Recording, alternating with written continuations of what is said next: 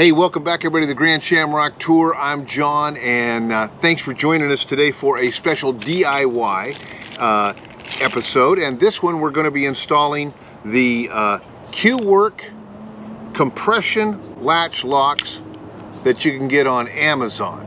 What these do is they replace those rather inexpensive and not all that reliable cam lock latches that are on the majority of RVs, probably for a price point. They're very inexpensive. And these were shown to me by Frank Grow of Grows on the Go. And I said, hey Frank, those are really great. That's quite an improvement on your Grand Design. And he says, yeah, but they don't sell them. I got them off Amazon and put them on myself.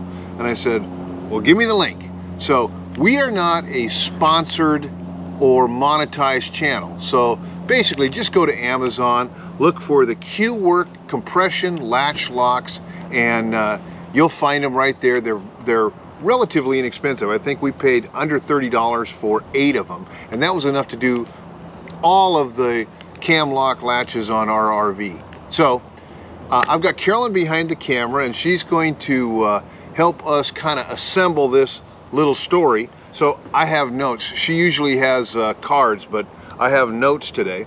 So what we did is we have the panel, and you can see here what the panel looks like with the cam locks. And occasionally, more than once I should say, those cam locks would just rotate open and we'd see the panel flapping in the wind.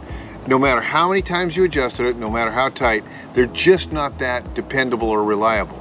That is why we went to these. We're going to start by taking the panel off. It's a simple remove the 2 lower bolts. The panel comes up, lifts off, and then I'm going to take it over and put it here on a furniture pad so nothing gets scratched, so that we can do our work. What I did is very simple. I ended up with just a couple of tools because I have everything I would need, from a Dremel tool to plunge cuts, everything I would need, except if you've ever worked with this laminated fiberglass Luan that the majority of the manufacturers use, it can chip.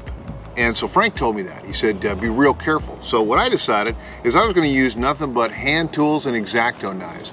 And that's the catch. It's going to take just a little bit longer, but to be honest, it only took an hour and 15 minutes to do 4 latches. So that's not that much a price to pay for something that is exact in detail. Pull the panel. We remove the original cam lock latches, and then I made a template. And so the template I made is, they give you this as a template, but it is not the accurate template. It's just simply the measurements. So you can see their template and what it actually needs is completely different. So I cut out the 1 by 3 3/8 inch template, and I offset it so that when I put it into where the hole was of the original hole would be centered, and that way we wouldn't have to remove any additional material, and the material that's already been taken out is now gone where it's going to be replaced. This template works on all of them, so that's going, because I've still got 2 more to install on my front bay. And I used one more thing that I think was really handy, and that's these Lexan scissors. So they're just a curved scissor. I've used them for cutting plastics in the past, and it really works good as far as cutting that, because we had the Luan on the front,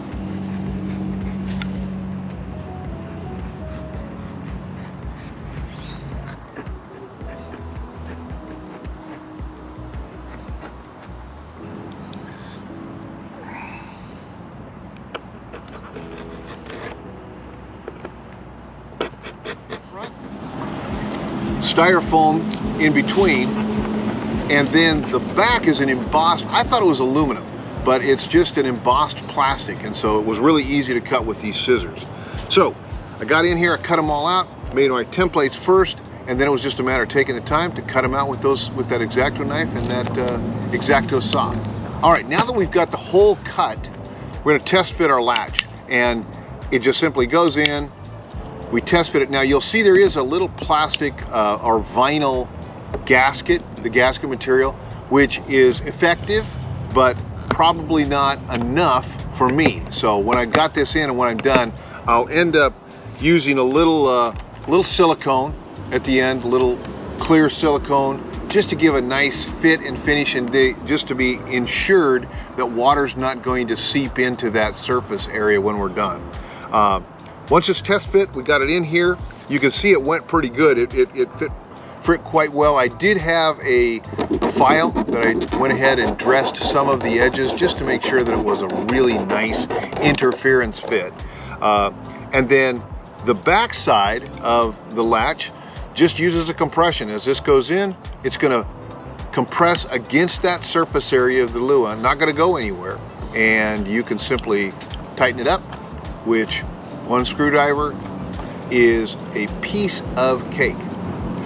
This is the adjustment for the actual tension that is going to be placed on the door once it's in position. Once we got it back in, we have the adjustment for the tension. It has a locking nut, which allows us to lock that in place, and once it's done, I don't think I'm going to have to adjust them, but I'll let you know later on if I did. But honestly, I don't think I'm going to have to adjust them once they're in place. There's a lot of tension on them, and that's pretty great.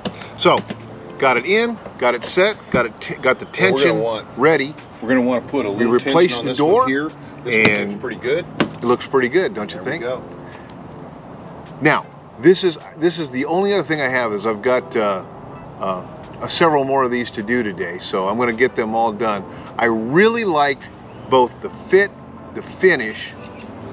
The appearance of them is just remarkable. It really is it's a really big improvement on the RV. And as far as the function goes, it really does hold the door tight. I mean, extremely tight. I don't think we're going to have any problems that way. And so we're excited about this. Now, if these kind of videos are something you like, if you like seeing somebody just kind of give you an idea and then show you how easy it is to execute that idea, we don't mind making it. In fact, we're going to do it one way or the other. We're going to improve all of our circumstances. Whenever we see a solution to a problem, we're going to do it. It's just whether or not we want to record it and put it out for you guys if you enjoy them. If you do enjoy them, please write in the comments down below. We need to hear that kind of stuff. We need feedback, and it helps our channel. Our channel is growing, and it's growing in a direction we really like, very positive way. So if you don't mind hitting like and subscribe and telling us what you'd like to see, besides our 310 content with the BMW motorcycles, which we are enjoying, if you enjoy this kind of stuff, then please let us know. And that being said, travel safe, and we'll see you out on the road.